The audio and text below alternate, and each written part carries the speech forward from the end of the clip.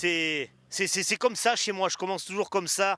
Je suis bien content de vous retrouver dans le petit écran de Télé Locale Provence. Les City reportages, c'est quelque chose qui bouge. On est quelquefois à Marseille, Aix-en-Provence, Avignon.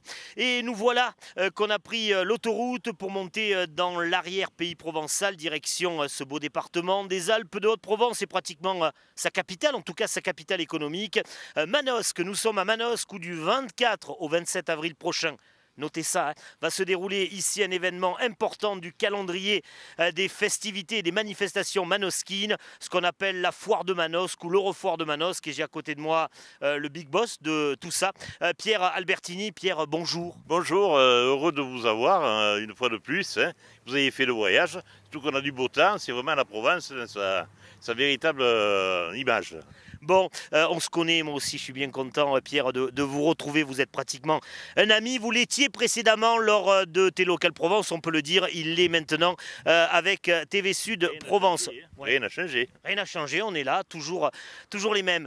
Pierre, du 24 au 27 avril. Alors d'abord, on dit Eurofoire ou Foire de Manosque? Alors, on disait Eurofoire, bon, il est mieux de parler de la foire de Manosque à l'heure actuelle, puisque l'Eurofoire était surtout lorsque des pays européens comme l'Italie, où l'Allemagne venait, les villes jumelles, elles n'ont plus tellement le temps de venir.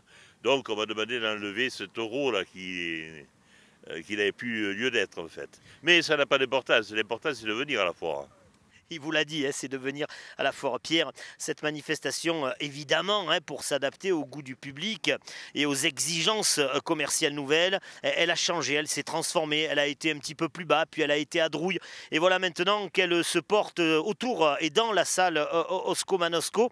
Elle a quelle figure aujourd'hui, la foire de Manosque?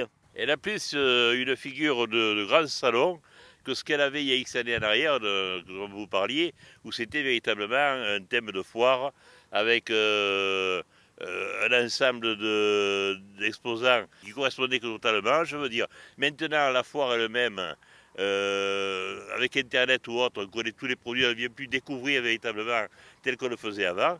Et maintenant, c'est devenu un grand salon professionnel, multiple au niveau ici des différentes facettes de l'économie, quoi, hein, régionale. Hein.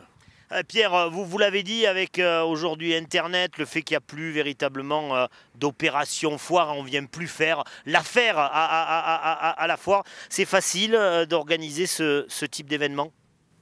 Ça devient de plus en plus pointilleux, si vous voulez, difficile, mais c'est avec grand plaisir. Nous sommes 5 bénévoles donc, qui œuvront toute l'année pour créer cet événement. Ça se passe bien, on a des exposants qui sont fidèles, des nouveaux, d'autres qui ne reviennent pas mais qui reviendront l'année prochaine. Ça se passe bien, dans la joie et la bonne humeur, c'est comme ça qu'on monte une affaire de ce type-là. Donc 5 bénévoles pour mettre en place cette manifestation. Ça vous prend en termes de bénévolat, mais aussi de travail toute l'année?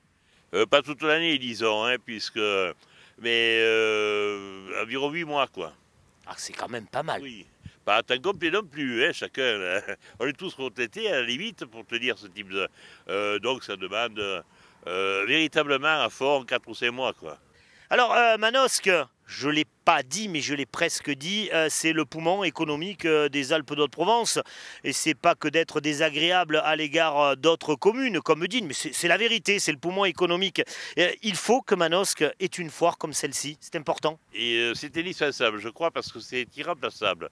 Vous avez sur le site de la foire et pendant cette manifestation, donc le paysage économique, artisanal, commerçant et commercial du département.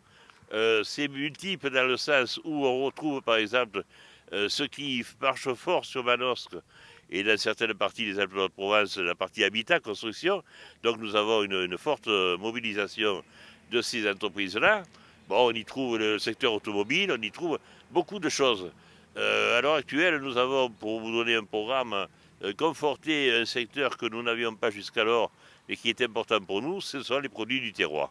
Ça, c'est un peu la nouveauté de cette année. Ça avait été lancé l'année dernière, gentiment. Là, ça prend vraiment sa forme.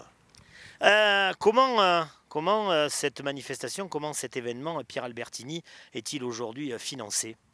Alors cet événement est financé par les subventions, donc d'une part de la région, du Conseil général, de la mairie en particulier, de la CCI, et ensuite le reste évidemment du financement porte entre la location, évidemment, des stands.